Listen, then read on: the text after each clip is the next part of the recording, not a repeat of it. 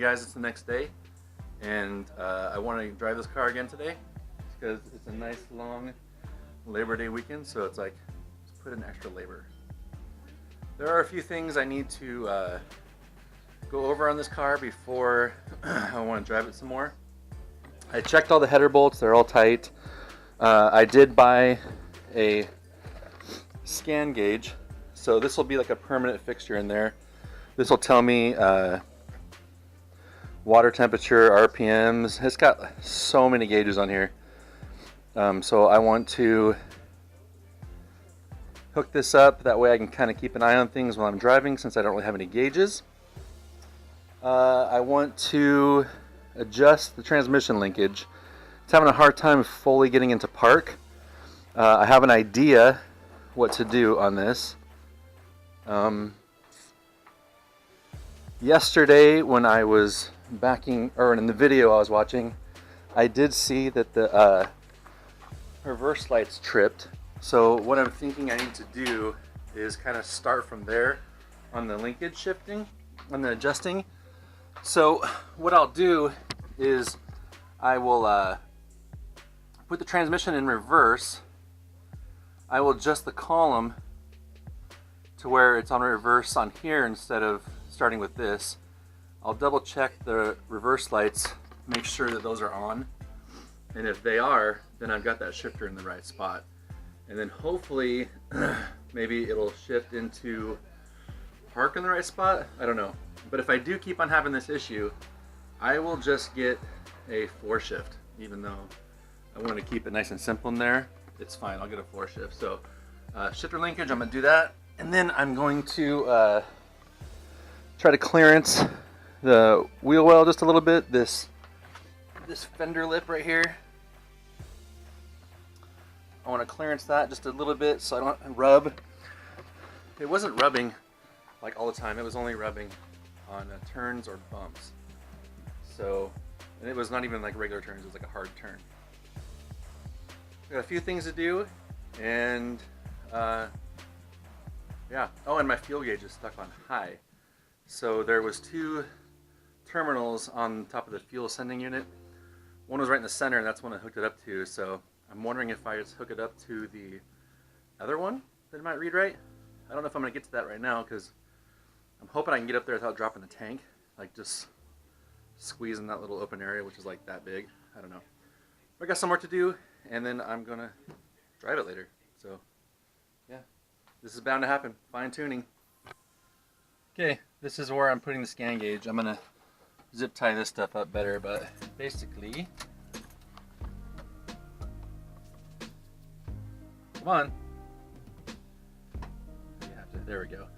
So I don't know if you guys can see that very well. It's gonna be miles per hour. I hope that works. RPMs, volts, and water temp. And then you can change other gauges too. Fuel intake air, fuel pressure regulator, gallons per hour, ignition timing, load. I don't know what that is. Oh, that was loop. Map, miles per gallon, miles per hour, RPM, all the same stuff. TPS, there's the water temperature, average miles per gallon. I don't know what that is. I don't know what the horsepower. Okay. I don't know what CPM is. Volts, that's what I'm gonna leave it at. So hopefully that'll help keep a monitor on things in here, and it's just Velcroed right there. So, but I don't know if you guys can see. I'll have to show you tonight that the gauges I put in green LEDs. So that should help monitor and make me feel a lot better about driving this. So one thing down, gonna work on the rest of the small stuff. I don't have a fender roller, so I'm gonna start off with one of these, and I'm just going to, I guess, hit it up like this. I'm gonna go really conservative at first until I get a legit fender roller. So I'll start with that and see what happens. Okay, that little fitting right there wasn't working, so I just went straight in with the big dog, and it barely budged. It like barely moved. So it moved a little bit. I'm gonna do the other side. Just maybe that little bit of 1/8 inch will help. So I'm gonna do the other side. I don't think I'm going to hold off on beating it anymore until I get the fender roller, because I want to do it right and do it clean, and this is just not the right way to do it. So, but check out this pile of crap that came out of my fender. Weight reduction? I think I may have found the problem with my shift linkage. So what I did is I was moving the shifter linkage until I saw the reverse lights in the back, and then I adjusted the indicator on the side of the column. There's a little cable on the side of the column over on the other side over here, and so I got it to where it's right at reverse, and the lights are on the back, and then I just, whatever the transmission was in, I didn't know what it was in, so I just unhooked the linkage, and I think that I need to shorten this linkage because this is too long and it's not letting me put it in reverse to match. So I'm going to cut this down and put it back in and see if it works and see if it fixes that parking problem.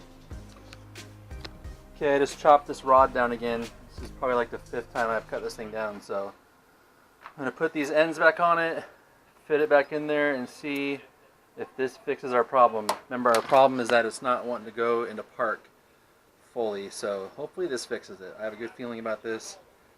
If not, floor shifter. Let's just hope this works.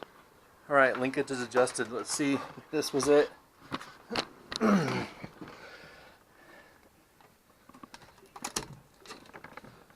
Reverse. Oh. Reverse. Neutral. Drive. What? Okay. Reverse. That was a nice, good contact. Yes. Score. We fixed that linkage. Feeling a lot better about driving this thing now. So I'll put the wheels back on, and I think we're about ready. Guess I'm gonna do some cleanup. Get a shot of my scan gauge. Is it up close? Can I read it? I actually got a speedometer.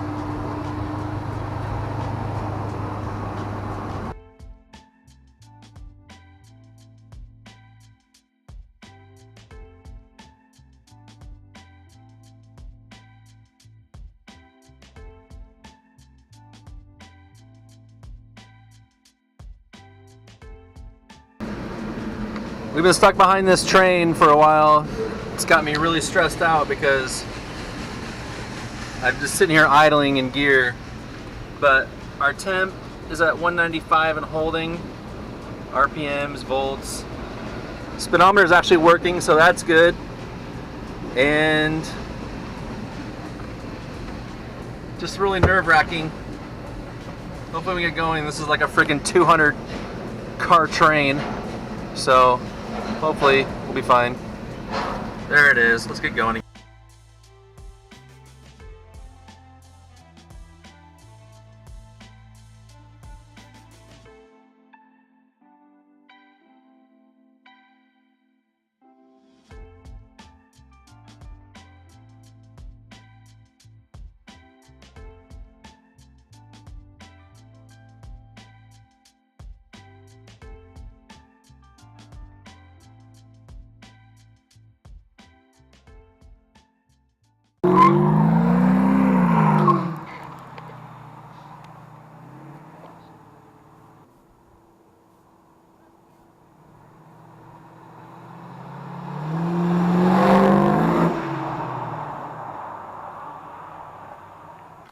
Okay guys, we're back. We did some driving today.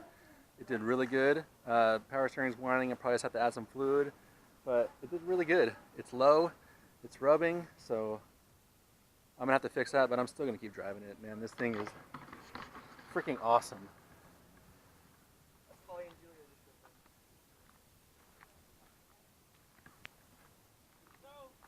Oh my gosh, you guys, she's just so good looking.